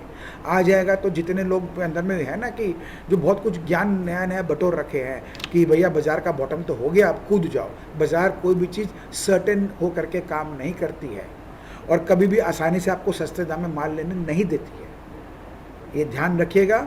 2020 में जो हुआ था वो सब आप अभी देखेंगे होता हुआ वापस से। सेम स्टोरी रिपीट होगी। माहौल भले 2020 जितना ख़राब नहीं होगा, लेकिन सिनेरियो बिल्कुल वैसा होगा बाज़ार के काम करने के तरीके का। इसीलिए मैंने आपसे कहा 19,000 के बाद ही आपको भरोसा आएगा खरीदने का। अब हमको ये देखना है कि 10-12 जून को बाज़ार संभलता है कि नहीं संभलता है। नहीं संभलता है तो दोस्त फिर तो तकलीफ़ है, रहेगी, कोई संदेह नहीं है। मैं हमेशा क्या कहता हूँ, मैं कन्फर्मेशन का वेट करता हूँ। अभी तक मेरे को कोई कन्फर्मेशन नहीं आई है कि ये बेयर फेज में घुस चुका है और मेरे को ऐसा कोई रीज़न नज़र नहीं आता कि बाज़ार बेयर फेज में चला जाए। करेक्शन को थोड़ा बढ़ा सकता है, बिल्कुल बढ़ा सकता है, कोई इसमें गुंजाइश नहीं है, हो सकता है बढ़ जाए। आपने कल सुना होगा कि इस बार जो करेक्शन हुआ है ये पिछले कई सालों में सबसे स्लोवेस्ट है करेक्शन। सुना है कि नहीं सुना है? तो लोग हिस्ट्री को देख देख के बहुत अपने तरीके से क्या क्या अनुमान लगाना लगा लेते हैं। तो सब कुछ तमाशा दिखाएगी बाज़ार आपको, सबको बाहर भी करेगी, मौका लेने का नहीं देगी, हिम्मत इतना तोड़ देगी कि स्ट्रॉन्ग से स्ट्रॉन्ग आदमी भी लेने की हिम्मत नहीं कर सकेगा। आज मुझे भी आपको यदि बोलना है ना कि ले लो, मैं बोलना बंद क्यों कर दिया हूँ? क्योंकि जब मैं लेने बोल देता हूँ तो 5% भी गिरता नहीं है कि आपके अंदर हलचल मचनी शुरू हो जाती है। यदि इतना ही छोटा नज़रिया है तो मैं कैसे हिम्मत करके आपको बोलूँ ले लो। लेकिन ये टाइम है, स्ट्रांगली मेरा बिलीफ है कि 50% तो आप इन्वेस्टमेंट कर सकते हो, लेकिन क्योंकि आप अभी नहीं इन्वेस्टेड हो, क्या ज़रूरत है? हमको गिरने दो ना है, नीचे गिरेगा वहाँ जब संभलेगा तब ले लेंगे, या यहाँ से 10% ऊपर खरीद लेंगे। मैं 5% भी नहीं बोल रहा, 10% ऊपर खरीद लेंगे, लेकिन वो कंफर्मेशन में खरीदेंगे तो वहाँ से मेरी जर्नी बहुत ही स्मूथ रहेगी, कॉन्फिडेंट रहेगी और हम उसको राइड कर सकेंगे। ये शेकी माहौल में लेने से क्या होता है, 5% भी बढ़ता है ना तो अपने को इंडाइजेशन शुरू होता है और अंदर में फियर इतना हमारे भरा रहता है कि भाई बेच के निकल जा। फिर वो बेच के निकल जाता है, वहाँ से 5% और बढ़ गया तो वो सोचता है एक बार वापस नीचे आता तो मैं ले लूँगा। होता आता कुछ नहीं है। आपने 2020 में सारा तमाशे देखे हैं, ये याद कर लो, यही होगा अभी भी। तो मेरा बहुत स्ट्रॉन्ग बिलीफ है, मैं कोई इलॉजिकली ऑप्टिमिस्टिक नहीं हूँ। बहुत सारे रीजंस है, बाज़ार में ऐसी कोई खराबी नहीं है। जो कोई भी पॉलिसी अनाउंसमेंट अभी रिसेंटली आया, चाहे शुगर को लेके हो, चाहे मेटल के लेके हो, ये सारे के सारे राइट डायरेक्शन में है इन्फ्लेशन को कंट्रोल करने के लिए, जिसके लिए सारी दुनिया हाहाकार मचा के बैठी हुई है कि इन्फ्लेशन में हम बर्बाद हो गए, ये हो गए, वो। अब इन्फ्लेशन कूल डाउन होगा तो बर्बाद कैसे हो जाएंगे? इन्फ्लेशन कम का मतलब क्या होता है? प्राइसेस में कंट्रोल होना, यही तो होता है ना। तो जब प्राइसेस कंट्रोल होंगे तो कंपनियों को जो सुपर नॉर्मल प्रॉफिट आ रहा था वो नॉर्मल प्रॉफिट में कन्वर्ट हो जाएगा। यही तो फ़र्क है, कंपनी लॉस में तो नहीं आ जाएगी ना। तो एक एक साइकिल होता है, उनको वो एक सुपर प्रॉफिट का साइकिल था, उनको मिल गया। अब उनको 1-2 क्वार्टर जो है नॉर्मल प्रॉफिट में जीना होगा, बिल्कुल ज़रूरी है, समय की डिमांड है, ये आपको ध्यान रखना है। अब एक काम करते हैं दोस्तों, बहुत बोल दिया मैंने आपको, अब एक बार हम सीधा ले चलते हैं आपको चार्ट्स के ऊपर में और दिखा देते हैं। ये देखिए, ये निफ्टी का अपना चार्ट है। ये जो 3 कैंडल जो गिरती हुई दिख रही है, इसके पहले कितना बड़ा ग्रीन कैंडल बना है, अभी तक इसको काट ही नहीं पाया है, नंबर 1। नंबर 2, ये 1 लो 2 लो बना हुआ है, अभी भी इसके ऊपर ही है। इसका मतलब मैंने क्या कहा, प्रीवियस लो को काटने की गुंजाइश है, तो जाने को तो यहाँ से नीचे जा ही सकता है। लेकिन हम सोचेंगे कि जाने के बाद में ये 12,000 14,000 ठीक है, आ जाएगा, क्या करना है अपने को, इसलिए बोला ना गिरने दो। लेकिन अभी सिचुएशन क्या है, अभी भी हम ऊपर ही खड़े हैं। मैंने क्या कहा, यहाँ ग्राइंड करेगा, घसीटेगा, ऊपर नीचे करके वॉलेटाइल करेगा, हिम्मत तोड़ेगा। ठीक है, ये हमारा है Nifty bank, same position. Banking stock को तो सब लोग इतना कमज़ोर दिखाई दे रहा है हम सबको, लेकिन ये तो अपना इस लो के ऊपर में ही काम कर रहा है। ये तो बहुत दूर है अभी भी, यानी झटका मारेगा तो ये नीचे यहाँ तक तो जा ही सकता है ना एक बार। इसके बाद ये जगह तो रीटेस्ट करने के लिए है, फिर भी इस समय तो इस जगह को संभाल रखा है। ये वो पॉइंट है जहाँ से ये यहाँ से भी खींच के ले आ सकता है, मैं बता दूँ। फिर भी आपको माहौल इतना ख़राब चल रहा है चारों तरफ, इसीलिए हो सकता है जब सेंटिमेंट इतना ख़राब होता है ना, तो मार्केट कभी ना कहीं उसका फ़ायदा उठाती है और एक झटका नीचे मारती है, जिससे कि इतना ख़राब कर दो कि भाई आप हिम्मत भी कर तो ना कर सको। ठीक है ना दोस्तों, ये आपका निफ्टी जूनियर। अब निफ्टी जूनियर को देखिए, करेक्शन को और गहरा दिया है, इस लो को थोड़ा सा मार्जिनल काट भी दिया है, और क्लोजिंग इसके मतलब पहले तो क्या था, बाउंस बैक ले लेता था, यहाँ पे सब जगह ले रखा था, यहाँ तो बाउंस बैक भी नहीं है। लेकिन यदि हम ये मान लें कि ये और डीप कर देगा, करने को कर सकता है। अगेन वही बात है, क्या फ़र्क पड़ गया अपने को, करने दो। हमको अब नीचे का लेवलिंग नहीं देखना है, बॉटम फिशिंग नहीं करना है। मैंने आपसे पिछले 2 वीडियो में क्या कहा, अब मेरे लिए लेवल्स का कोई महत्व नहीं है। अब मेरे लिए महत्व है कि संभालता है कि नहीं संभालता, बस हमको यही देखना है। और संभालने का भी तारीख दे दिया, 10-12 जून, वहाँ तक संभालना चाहिए। ये अपना निफ्टी का मिड कैप है, ये भी अपने ये लो इसी लो के ऊपर काम कर रहा है। ये जो इतनी बड़ी थी, तो अपने को 3 दिन की गिरावट मिली है, उसके पहले का बाउंस बैक तो किसी को दिख ही नहीं रहा है। ये जो यहाँ से यहाँ का बाउंस बैक लिया, अभी तक इसने 1 हफ्ता से ज़्यादा लगा दिया, नीचे अभी तक आया नहीं है। ये तो यहाँ पर भी हुआ था ना इस तरह का काम। तो ये सब उस जगह पर है, गिराने को और गिरा सकता है, लेकिन सारे अपने रिट्रेसमेंट लेवल 62% के आसपास ही खड़े हैं अभी भी, तो कहीं कोई दिक्कत नहीं है। ये अपना स्मॉल कैप तो ज़्यादा डीप करके 78% का करेक्शन कर चुका है। अब हो सकता है जब सब कुछ गिरे थोड़ा ये बढ़ा दे, 100% का कर देगा, करने को कर सकता है ना, क्या खास बात नहीं है। कर देगा, अपने को तो और अच्छे भाव में मिल जाएंगे, आने तो। ये अपना वॉलेटिलिटी इंडेक्स है अमेरिका का। इतना ख़राब माहौल में भी आपको विक्स क्या दिखाई दे रहा है, विक्स ऊपर जा रहा है क्या?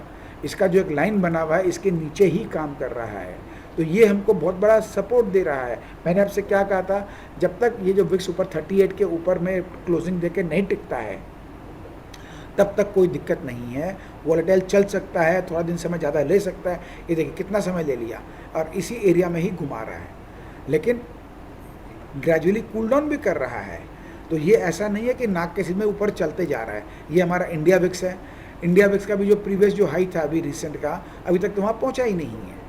इतना मार्केट में फियर फैक्टर होने के बाद भी हम लोग एक जोन में ही फंसे हुए हैं।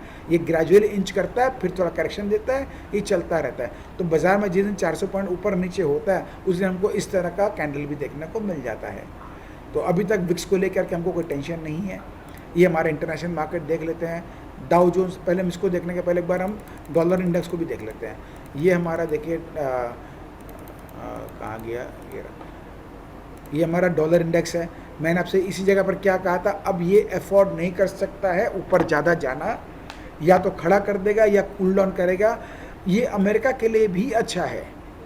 अब डॉलर इंडेक्स से यहाँ ऊपर जाना उनके लिए भी अच्छा नहीं है। अब ये देखिए कंटिन्यूसली नीचे गिर रहा है। जो इतना लोगों के मन में भय था, डॉलर इंडेक्स 105 के ऊपर चला गया, अब तो 102 पर आ गया है। देख रहे हो ना, बराबर नीचे आ रहा है। तो ग्रेजुअली इसको नीचे आ रहा है, थोड़ा ऊपर बाउंस बैक ले लेगा, फिर आएगा, आने दो। तो ये हमको स्टेबलाइज होता हुआ दिख रहा है।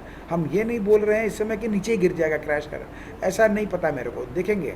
लेकिन ये एक जगह का अटक गया, टिक गया, ये यहाँ से फर्दर तकलीफ नहीं दे रहा है। ये हमारा INR इंडियन करेंसी है, ये भी एक जगह आके रुक गया है। एक दिन बढ़ता है, एक दिन गिरता है, लेकिन आप देखिए एक रेंज में फंसा हुआ है। इसका टॉप और इसका ये बॉटम इसी के अंदर आके अटक गया है। यानी यहाँ से हमारी करेंसी जो है फर्दर वीकनिंग नहीं हो रही है। एक दिन हमको कमज़ोर लगता है, एक दिन तेज लगता है, एक दिन कमज़ोर, एक दिन तेज, लेकिन हम एक दायरे में फंसे हैं जो कि लगभग नीचे 77 पकड़ लें, ऊपर 78 पकड़ लें। इसी के बीच में एक सैंडविच सा क्रिएट हो रहा है। आगे देखते हैं कैसा काम करता है, लेकिन ये एक संकेत है कि ये यहाँ पे अटक गया है। अब ये हमारा गोल्ड को भी देख लीजिए, इतना करेक्शन कर चुका है यहाँ तक। अब ये इस एरिया में संभाल रखा है, दिस इज़ गुड। सिल्वर में संभाल रखा है, ऊपर स्टेबलाइज हो रहा है, this is again good. Copper भी सेम स्टोरी है, इसको जो यहाँ पे डीप करेक्शन कर रहा था कर दिया है, अब भी संभालने का प्रोसेस में लगा हुआ है। और ये हमारा ब्रेंट ऑयल है, इसका मैंने आपसे इस जगह ही बात किया था, 2 महीना से ऊपर बीत गया है, एक ही रेंज में फंसा हुआ है। जाता है ऊपर 110-12, फिर नीचे आता है 96-98, और इसमें घुमाते जा रहा है, और ग्रेजुअली रेंज इसका नैरो होते जा रहा है। तो ये इंडिकेट कर रहा है कि वॉलेटिलिटी भी अब यहाँ से ग्रेजुअली धीरे धीरे नैरो डाउन होने की संभावना है। ये भी हमको इंडिकेट कर रहा है। ये लास्ट का बस 10-15 दिन जो है ये बहुत चॉपी हो सकता है। आज एक्सपायरी मंथली है, आज भी बहुत चॉपी हो सकता है। हो सकता है भी जैसे दिखा रहा है SGX 100 पॉइंट ऊपर है, हो सकता है 300 पॉइंट नीचे बंद कर दें, कुछ भी हो सकता है। ये डिपेंड करता है कैसी क्या पोजीशनें बनी हुई है। बुल और बियर कैसे एक दूसरे का इसमें रगड़ा पेची करते हैं, वो सब चीज़ देखने का वो कर लेगा। हमको आज बेमतलब का दखल अंदाजी नहीं करना बाजार में, चुपचाप साइड बैठ कर तमाशा देखेंगे, जो करना अगले महीने देखेंगे, ठीक है ना। अब ये जो मैंने आपको दिखाया है, एक बार हम थोड़ा बाहर के चार्ट भी दिखा देते हैं। ये हमारा डाउ जोन्स है। डाउ जोन्स ऑल टाइम लो, ये रिसेंट 52 वीक का लो पर आ गया था। 3 दिन से क्या कर रहा है, सब बोले बाहर अमेरिका के बाजार कितने गिरे जा रहे हैं। सर जी गिर रहा है तो संग संग रिकवरी भी तो कर ले रहा है। Ultimately day on day basis देखें तो ऊपर ही तो जा रहा है। ये भी तो अपने आप को कहीं ना कहीं संभाल रहा है। अब हो सकता है कि जो संभाल रहा है ये एक बार फिर नीचे गिरा दे, ये सब चलता रहेगा। जैसे यहाँ पर संभाला फिर गिरा दिया, फिर संभाला फिर गिरा दिया। लेकिन अब जितना बड़ा जो करेक्शन आ गया है, ये ऐसा नहीं है कि नाक के सिर में नीचे गिर जाएगा। 2-5% का करेक्शन हो सकता है और फर्दर, कोई खास बात नहीं है। ये अपना नस्डैक है। नस्डैक का तो मैंने आपसे पहले कह दिया था इसी जगह पर कि अपना चार्ट खराब कर चुका है और लंबे टाइम का मंदी में घुस गया है। लेकिन क्या नस्डैक बर्बाद हो जाएगा? नहीं, ऐसा बिल्कुल नहीं है। ऐसा नहीं कि टेक स्टॉक वहाँ की ख़त्म हो जाएगी कंपनियाँ, ऐसा कुछ भी नहीं है। टेक के बिना काम नहीं हो सकता आगे के फ्यूचर में, ये बात पक्की है। वहाँ के सारे स्टॉक्स अनरियलिस्टिक वैल्यूएशन पर बैठे हुए थे, वो कहीं ना कहीं रियलिस्टिक वैल्यूएशन की तरफ जा रहे हैं। It is just this. इसको ऐसे देखना चाहिए सबको। ये नहीं देखना चाहिए कि नस्डैक 18,500 19,000 से गिर के 11,000 आ गया। भाई साहब पहला पता 18,500 भी गलत था। ये जो आया है भाव अभी, ये थोड़ा सा प्रैक्टिकल है। तो यहाँ मैंने आपसे क्या कहा था, अब यहाँ खड़ा कर सकता है। अभी तक टचवुड हम देख रहे हैं खड़ा है, ऊपर जा रहा है, गिर रहा है, लेकिन एक रेंज में खड़ा है। तो यहाँ पे खड़ा रह सकता है, एक बाउंस बैक आ सकता है, वापस थोड़ा नीचे गिरा सकता है। इसके पास अभी महीना भर समय और है, तमाशा करना चाहे कर सकता है। दाव के पास में भी महीना भर तमाशा है करने का, ये ऊपर नीचे कर सकता है। तो इसी का असर हमारे बाज़ार में भी 15 दिन का टाइम मेरे पास में है। ये अपना है S&P 500, ये भी अब एक रेंज को संभाल करके खड़ा करना शुरू कर दिया है। ये अपना रसल है, स्मॉल कैप इंडेक्स वहाँ का, जो 2000 कंपनियों का इंडेक्स है। ओल्ड इकोनॉमी स्टॉक्स का है, कंज्यूमर्स का है, ये कंजम्पशन के स्टॉक्स है, ये सब इसमें आते हैं। इसमें पहले ही काफ़ी गिरावट हो चुकी है। ये अब कंसोलिडेशन फेज़ में आ गया। इसके पास अब ज़्यादा टाइम नहीं है हमारे बाज़ार की तरह। ये भी सप्ताह 10 दिन में सूनर और लेटर इसको ऊपर निकाल देना चाहिए। हो सकता है आज से निकाल दे, यू नेवर नो। लेकिन मेरा ये स्ट्रॉन्ग बिलीफ है, जो मैं इसको देख रहा हूँ, इसका काम करने तरीका को, अब इसको ऊपर निकाल देना चाहिए। अनलेस अंटिल कि पूरे वर्ल्ड मार्केट में कोई बहुत ही गंदा वाला कोई सीन पैदा हो रहा तो मुझे नहीं पता, लेकिन स्ट्रक्चर बहुत बढ़िया है, करेक्शन अच्छे से हो चुकी है, इसको निकाले ये चलेगा तो हमारे भी यहाँ पे इंडिया के जो स्टॉक में कंजम्पशन वाले स्टॉक्स हैं और हमारे जो ये ओल्ड इकोनॉमी स्टॉक्स हैं, इंफ्रा के स्टॉक्स हैं, ये सब ठीक हमारे चलने लगेंगे। ये बोवेस्पा का है, ब्राज़ील का चार्ट, करेक्शन हो गया, संभाल के रखा है, बाज़ार सारे गिर रहे हैं, ये क्यों नहीं गिर रहा है भाई? जब अमेरिका बाज़ार गिरते तो सारे वर्ल्ड के गिरते, तो ये क्यों नहीं गिर रहा है? ये संभाल रखा है ना, तो ठीक अपना काम कर रहा है, कोई खास बात नहीं है। ये हमारा जापान निकाई है, ये भी सेम एक रेंज में फंस गया, अपनी ट्रेंड लाइन जो बना रखे थे उसी के ऊपर टिका के रखा है, छोटा मोटा नीचे गिरावट करता है फिर ऊपर ले आता है, कर रखा है, बढ़िया से काम कर रहा है, कहीं कोई दिक्कत नहीं है। हम लोगों ने बाकी सब कुछ देख लिया है। अब इन चीज़ों को देख करके हमको क्या समझना चाहिए? बहुत सिंपल है, पूरा वर्ल्ड जो बहुत ओवरबॉट हो रखा था पोस्ट कोविड, जो मनी का इतना सारा इनफ्लो आया था, उस सब का भी कूल डाउन का समय होता है। ये कूल डाउन कर रहा था, करेक्शन कर रहा था, correction price wise time wise दोनों जितनी ज़रूरत है उतना कर चुका है। अब ये थोड़ा ज़्यादा गहराना चाहता है, ये बाज़ार डिसाइड करेगा, हम कोई नहीं होते हैं बोलने वाले। लेकिन अभी तक जो देख के लग रहा है मार्केट का काम मोटा मोटी हो गया है, सूनर और लेटर इसको निकाल देना चाहिए। मैंने पिछले वीडियो में आपसे क्या कहा था, यदि यहीं से चलता दिखे तो उसको अंडर एस्टिमेट मत करिएगा, क्योंकि अब जो चाल आएगी वो मतलब उस तरह की रहेगी कि वो फिर चले जाएगा ऊपर सीधा। लेकिन नीचे का काम बाकी है जो कि करना चाहिए, मेरी इच्छा भी है, कर देगा तो अच्छा ही रहेगा हमारे आगे के चाल के लिए। मैं ये भी आपसे पिछले वीडियो में करके गया था, सब कुछ वैसा ही हो रहा है दोस्तों, कोई घबराने की बात नहीं है। आज मैंने पिछले 2-3 वीडियो से इनफैक्ट मैं ज़्यादा समय ले रहा हूँ इन चीज़ों के बारे में बात करने के लिए, क्योंकि इनकी ज़रूरत है। क्योंकि आज आप अंदर से हिले हुए हो तो आपको चीज़ों को समझने का थोड़ा सा एक नज़रिया देना बहुत ज़रूरी है। आप थोड़ा सा लॉजिकल थिंकिंग करिए। हर तरह के लोग बाज़ार में हैं, तभी तो मार्केट ऊपर नीचे चलता है। एक बेरिश सोच वाले, एक बुलिश सोच वाले हैं, हम रियलिस्टिक सोच वाले हैं। We are neither bullish nor bearish, लेकिन हम झूठ मूठ का बहुत नेगेटिव नहीं सोचते हैं, बेमतलब का एक्स्ट्रा पॉजिटिव नहीं सोचते हैं। हम अपना जो डेवलपमेंट होते हैं उसके हिसाब से व्यू बना लेते हैं कि हमारी जो भी यात्रा है। देखिए दोस्तों, मैंने पिछला वीडियो में भी आपसे कहा था, आपको यदि इंडिया के बाज़ार में पैसे कमाना है आने वाले 5-10 सालों में, तो आप नेगेटिव सोच रख के तो नहीं कमा सकते हो। ये बात आप लिख लो, गांठ बांध लो, आप देखोगे ये होता हुआ। हो सकता है आप मेरे साथ न जुड़े हुए हों, लेकिन आप ये देखोगे होता हुआ, तो इस बात को तो आप नोट करके रख लें। तो आपको पॉजिटिव अप्रोच रखनी होगी। रिस्क रिवॉर्ड रेशियो आपको एनालाइज करना होगा, आना होगा, सीखना होगा। मैं प्रोसेस में हूँ, बहुत जल्दी आपके लिए वो सब वीडियोस बनाना शुरू करूँगा या उस तरह के कोर्सेज बनाना शुरू करूँगा जिसको आप ज्वाइन करके समझें। बाज़ार में बहुत सारे कोर्सेज अवेलेबल हैं, किसी को भी ज्वाइन कर लीजिए, चॉइस आपकी है। मेरा कोई किसी का रिकमेंडेशन नहीं है, ना उनका ना मेरा, लेकिन मेरा एक जिम्मा है, जिम्मेदारी है। मैं भी अपना एक प्रयास करूँगा आपके लिए बना करके देने का। जिनको ज्वाइन करना हो ज़रूर करें, नहीं करना कोई ख़ास बात नहीं है। दुनिया भर का ज्ञान बाज़ार में अवेलेबल है, दुनिया भर की बुक्स अवेलेबल है, जिसको जो सूट करे दे, लेकिन नॉलेज ज़रूर ले। दिमाग हमारा है ना, ये थोड़ा विकसित होना चाहिए, थोड़ा खुला होना चाहिए, तो जा कर के हमको काम करने में आसानी होती है।